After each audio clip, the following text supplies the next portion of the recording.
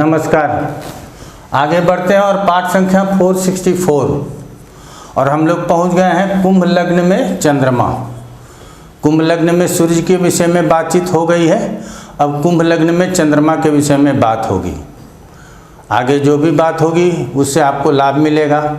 आप पाठ को क्रम से पढ़ रहे हैं, ये आपके लिए अच्छा रहेगा और क्रम से पाठ पढ़ेंगे तो ज्योतिष अवश्य सीख पाएंगे। यदि आपके मन में ये है कि हम कम समय में ज्योतिष सीख लें तो आप हमारे यहाँ बहुत पॉपुलर कोर्स है एडवांस प्रिडिक्टिव एस्ट्रोलॉजी, जो जनवरी में, मार्च में, जून में और सितंबर में अर्थात साल में 4 बैच प्रारंभ किए जाते हैं। आपको जहाँ समय मिले, जहाँ इच्छा करे उस बैच को ज्वाइन कर सकते हैं। नंबर आपके स्क्रीन पे चलता है, कभी भी ऑफिस फ़ोन कर सकते हैं, चाहे कंसल्टेशन के लिए हो या एजुकेशन के लिए हो। अब चंद्रमा यदि लग्न में ही स्थित हो तो कुंभ लग्न के लिए क्या क्या प्रभाव आएगा। तो सबसे पहले तो ये जान लेना है कि पहले सूर्य की बात किए थे तो सूर्य सप्तमेश था। अब चंद्रमा की बात करेंगे तो चंद्रमा षष्ठेश है। तो ये अंतर आ गया, एक तो ग्रहों में अंतर आ गया कि वो नैसर्गिक अशुभ ग्रह थे और ये कंडीशनल शुभ और अशुभ होते हैं, अर्थात सूर्य के नज़दीक होने से अशुभ होते हैं, सूर्य से दूर होने से शुभ होते हैं। ये सब आप लोग बेसिक में सीख चुके हैं, ये तो 100 पाठ के अंतर ही आप लोगों को पता हो चुका है। अब चंद्रमा मन का कारक है और लग्न में ही बैठा है तो जातक को इमोशनल बनाएगा। ऐसा जातक प्रैक्टिकल नहीं होगा, बहुत इमोशनल होगा। और क्या होगा, इमोशनल होने के साथ साथ जिद्दी हो जाएगा, क्योंकि ये स्थिर लग्न है। स्थिर लग्न में चंद्रमा है और चंद्रमा भी स्थिर का हो गया, अर्थात कुंभ लग्न और कुंभ राशि हो गई। तो ऐसे में जातक के स्वभाव में दृढ़ता का होना ये अच्छी बात है, लेकिन यदि छोटा बच्चा हो तो वो किसी चीज़ के लिए जिद करेगा। हम बुढ़ापे में भी देखे हैं कि अगर स्थिर लग्न हो, स्थिर राशि हो तो अपने उम्र में जहाँ काम करने की बात होती है वहाँ तो दृढ़ निश्चय की बात करते हैं, लेकिन बचपन और बुढ़ापे में जिद की बात कर लेते हैं। ऐसे लोग जिद करते हैं। साथ ही षष्ठेश चंद्रमा लग्न में है तो स्वास्थ्य के प्रति ध्यान रखना ही पड़ेगा। हो सकता है कि रोग खंड आने पर आपका स्वास्थ्य प्रतिकूल रहे, क्योंकि षष्ठेश चंद्रमा लग्न में गया। षष्ठेश लग्न में जाए तो शत्रुहंता योग बोलते हैं। तो ऐसे में यदि आपके कोई शत्रु हैं तो वो शत्रु आपके ऊपर हावी नहीं हो पाएंगे, ऐसा कहना उचित होगा। यहाँ हम चंद्रमा को शुभ मान करके ही चलेंगे। अशुभ होने पर थोड़ी बहुत दृष्टियों में या उसके स्थितियों में परेशानी जरूर होती है, लेकिन ज़्यादातर चंद्रमा को सॉफ्ट प्लैनेट सी मानना चाहिए और शास्त्रों ने भी माना है। अब चंद्रमा की सप्तम के ऊपर दृष्टि है तो वो अपने परिवार अर्थात दाम्पत्य जीवन के प्रति सतर्क रहेगा। दाम्पत्य जीवन अच्छा गुजारना चाहेगा। अपने मित्रों के साथ, जो व्यावसायिक पार्टनर हैं उसके साथ अच्छा संबंध होगा। यात्रा चंद्रमा से भी देखा जाता है और सप्तम से भी देखा जाता है।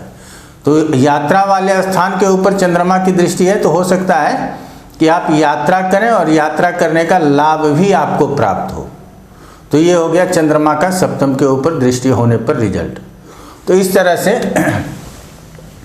आगे बढ़ेंगे और अब चंद्रमा दूसरे स्थान में हो तो वाणी स्थान में चंद्रमा आ गया तो वाणी अच्छी हो जाएगी। हो सकता है कि आपको कविता आदि बोलने का शौक हो जाए, क्योंकि दूसरे स्थान से वाणी की ही बात होगी सबसे पहले। उसके बाद क्या होगा, परिवार की बात होगी। तो ये चंद्रमा हमारा मन है, हम अपने परिवार के साथ, कुटुंबों के साथ जुड़ करके रहना चाहेंगे और यदि हम जुड़ करके चलेंगे तो हमें आत्मसंतोष होगा। और ये चंद्रमा मीन राशि का है, अपने मित्र राशि का नहीं कहेंगे, लेकिन वो सम मानता है चंद्रमा गुरु को, तो उस राशि का है। और इसी स्थान में चंद्रमा उच्च के कहे गए हैं काल पुरुष में। तो दूसरे स्थान में यदि चंद्रमा हो तो चंद्रमा का अच्छा फल कहना चाहिए, लेकिन ट्रांजिट में दूसरे स्थान में चंद्रमा का अच्छा फल नहीं बताया गया है, यहाँ धन हानि बताया गया है। तो उस बात को भी ध्यान रखते हुए धन की चिंता सदैव करेंगे। हम यहाँ ये कहेंगे कि सदैव धन की चिंता होगी, अपने वाणी के ऊपर आपका अपना नियंत्रण होगा, कुटुंबों के साथ मेल जोल के साथ आगे बढ़ना चाहेंगे। अब इसकी दृष्टि कहाँ पहुँच रही है? 8वें स्थान के ऊपर। तो 8वें स्थान से हम जो कुछ भी देखते हैं, यहाँ से चोट चपेट दुर्घटना देखते हैं। मुख्य रूप से इसको दुख स्थान कहा गया, नाश स्थान भी कई जगहों पर लिखा गया। इसका मतलब है कि यह स्थान अच्छा नहीं होता है, इसके फल बुरे होते हैं। अच्छे फल भी होते हैं, जैसे शोध के कार्य हैं, समाधि के कार्य हैं, ये सब कार्य यहाँ से देखे जाते हैं, लेकिन विशेष रूप से यहाँ से अशुभ फलों की बात होती है। तो जब चंद्रमा की दृष्टि आएगी तो वो सॉफ्ट हो या हार्ड प्लैनेट हो, शुभ हो या अशुभ हो, कोई भी ग्रह है अष्टम को देखेगा तो ये कहना पड़ेगा कि चोट चपेट से सावधान रहने की जरूरत है। शोध के कार्यों में मन लगेगा, ऐसे गुप्त ज्ञान गुप्त कला को सीखना चाहेंगे। हो सकता है ज्योतिष में रुचि हो, ऐसे कई सारे क्षेत्र हैं जहाँ गुप्त ज्ञान की बात होती है, उस क्षेत्र में आपको रुचि हो तो ये हम कहेंगे चंद्रमा यदि दूसरे स्थान में स्थित होगा। तो हम लग्नानुसार भावाश्रय फल जो पढ़ा रहे हैं, इसका एक अपना अलग महत्व है कि आप प्रत्येक लग्नों में विचार कर सकते हैं कि चंद्रमा या कोई भी ग्रह किस स्थान में गया है तो किस तरह का फल करेगा। और ये कई बार बता चुके हैं, देखना 3 प्रकार से है किसी भी ग्रहों को। पहला नैसर्गिक रूप से उसके कारकत्वों को याद करना है, दूसरा काल पुरुष में वो कहाँ का स्वामित्व रखता है, इसको भी ध्यान में रखना है, और तीसरा तात्कालिक रूप से वो कहाँ का स्वामित्व रखता है, ये भी ध्यान में रखना है। तो काल पुरुष में वो चतुर्थ का स्वामित्व रखता है और वर्तमान समय में छठे का स्वामित्व रखता है। तो चंद्रमा को दोनों का बोध होगा। ये नहीं है कि वो काल पुरुष के चतुर्थ को भूल जाएगा या वर्तमान पत्रिका में वो छठे का स्वामी है इसको भूल जाएगा, ऐसा नहीं होगा। अर्थात दोनों को याद रखेगा। तो चंद्रमा अब तीसरे स्थान में है, तो तीसरे स्थान में चंद्रमा को अच्छा कहा गया। यहाँ कहा जाता है कि मित्र अधिक से अधिक होंगे, आपके छोटे भाई का आपको प्रेम मिलेगा, नौकर चाकर से स्नेह मिलेगा, आप उन सबके साथ मिलजुल करके चलेंगे, मन से सबका सपोर्ट करेंगे। ये हो गई बात। अब सुख स्थान से 12वां है तो ये भी कह सकते हैं कि घर से थोड़ा दूर रहना पड़ेगा। चंद्रमा है तीसरे स्थान में है तो तीसरे स्थान से छोटी यात्रा की बात करते हैं, तो कह सकते हैं कि छोटी मोटी यात्रा करनी पड़े। और ये जब चंद्रमा की दशा आएगी उस समय तो करना पड़ेगा ही पड़ेगा, लेकिन हमारे जीवन काल में भी यहाँ पे हमको छोटी छोटी यात्रा करना पड़ सकता है। अब चंद्रमा की दृष्टि यहाँ से कहाँ पहुँच रही है? सीधे 9वें स्थान के ऊपर पहुँच रहा है। तो चंद्रमा की दृष्टि 9वें स्थान के ऊपर पहुँच रहा है, इसका मतलब है कि पिता के साथ हमारा कोई मतभेद नहीं होगा, पिता के साथ हमारा सामंजस्य अच्छा रहेगा, धार्मिक क्षेत्र में हमारी रुचि बनी रहेगी, सज्जनों का सहयोग करते रहेंगे, विद्वान लोगों का आदर करेंगे, ब्राह्मण और देवताओं के शरण में रहेंगे। तो ये कहा जा सकता है चंद्रमा यदि 9वें स्थान के ऊपर दृष्टि डाल रहा है तो आध्यात्मिक चिंतन, आध्यात्मिक शिक्षा ये भी आप प्राप्त कर सकते हैं चंद्रमा यदि 9वें स्थान के ऊपर दृष्टि डाल रहा हो।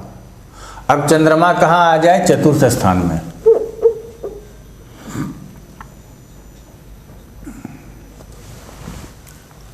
ये टिक लगाते हैं कि ये वाला हो गया, आपको आगे बढ़ना है।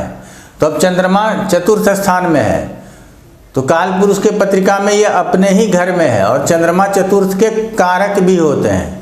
तो ये भी समझना है कि कौन कहाँ का कारक होता है।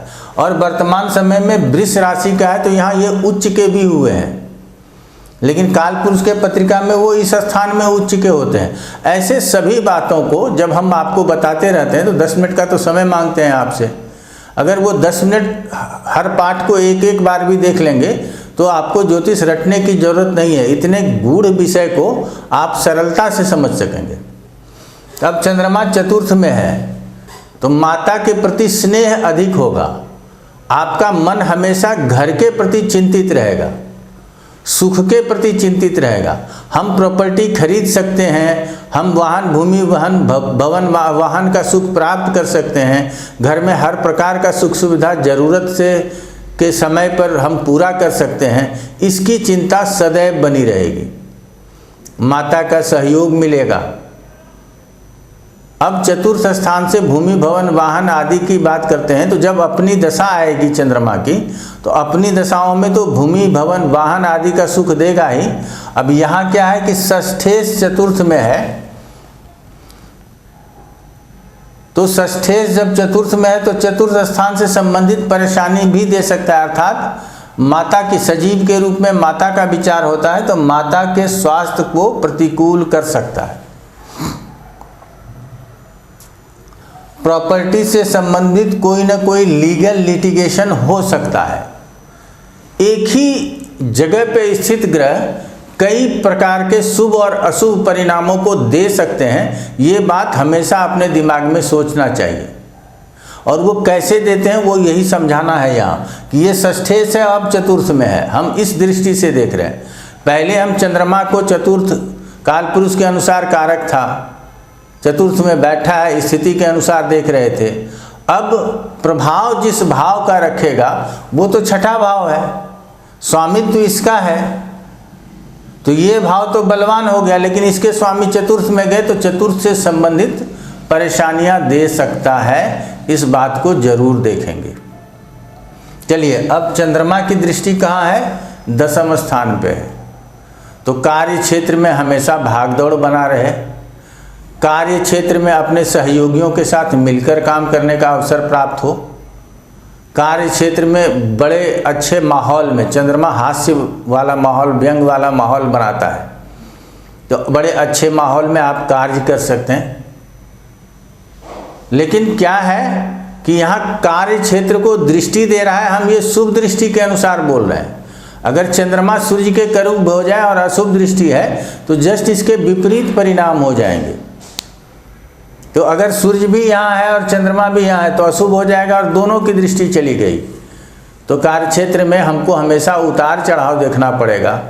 परिवर्तन, चंद्रमा की दृष्टि हो तो 2 साल 4 साल में ये काम छोड़ करके दूसरा काम छोड़ करके तीसरा काम, ऐसा करना पड़ सकता है आप लोगों को। तो ये हो गया आपके चंद्रमा का चतुर्थ से में यदि स्थित हो, और कौन से लग्न में? कुंभ लग्न में यदि चतुर्थ में स्थित हो तो क्या फल मिलेगा। ऐसे 4-4 भावों को हम पढ़ाते हैं, आप लोग जानते ही हैं। हम उम्मीद करते हैं कि पाठ अच्छा लगता होगा आप लोगों को। अगर अच्छा लगता है तो शेयर कीजिए, सब्सक्राइब कीजिए, बेल आइकन दबा देंगे तो जब कभी भी हम वीडियो अपलोड करेंगे तो आप लोगों को सूचना मिल जाएगी। बहुत सारे लोग कहते हैं कि सर 2-4 वीडियो तो देखा, क्रम से नहीं मिलता है, तो उसके लिए प्लेलिस्ट वगैरह देखा कीजिए, तो आप लोगों को लाभ मिलेगा। आज इतना ही, आप लोगों का बहुत बहुत धन्यवाद।